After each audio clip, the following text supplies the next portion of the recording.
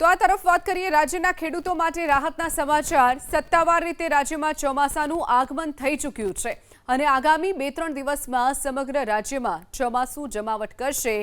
દક્ષિણ પશ્ચિમ ચોમાસું આગળ વધી અને ગુજરાતની સાથે મધ્ય પ્રદેશના કેટલાક ભાગોમાં, મહારાષ્ટ્રના બાકીના ભાગોમાં, છત્તીસગઢ અને ઉત્તરાખંડના કેટલાક વિસ્તારોમાં પ્રવેશી ચૂક્યું છે। આગામી 2-3 દિવસમાં ચોમાસું ઉત્તર અરબ સાગર, ગુજરાત, મધ્ય પ્રદેશ ના વધુ વિસ્તારો સાથે છત્તીસગઢ, ઝારખંડ અને યુપી, બિહાર તરફ પણ આગળ વધવા માટે સાનુકૂળ પરિસ્થિતિ બનેલી છે। હવામાન વિભાગના મતે ગુજરાતમાં 15 જૂને સત્તાવાર ચોમાસું બેસી જતું હોય છે। છેલ્લા 2 વર્ષની વાત કરીએ તો 2025માં 16મી જૂને બેસ્યું હતું, જ્યારે 2024માં 3 દિવસ વહેલા એટલે કે 12મી જૂને ચોમાસું બેસી ગયું હતું। 2023માં 25 જૂને ચોમાસાનું આગમન થયું હતું, એટલે કે 6 વર્ષમાં બીજી વાર ચોમાસું અઠવાડિયું મોડું થયું છે।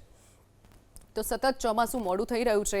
ગુજરાતમાં જે રીતે સત્તાવાર રીતે ચોમાસાનું આગમન થઈ ચૂક્યું છે, ત્યારે હવે આજથી મહારાષ્ટ્રના અન્ય કેટલાક ભાગોમાં, સાથે જ ઝારખંડ, યુપી અને બિહાર અને ગુજરાતના પણ કેટલાક ભાગોમાં આજથી સત્તાવાર રીતે ચોમાસાનું આગમન થઈ રહ્યું છે।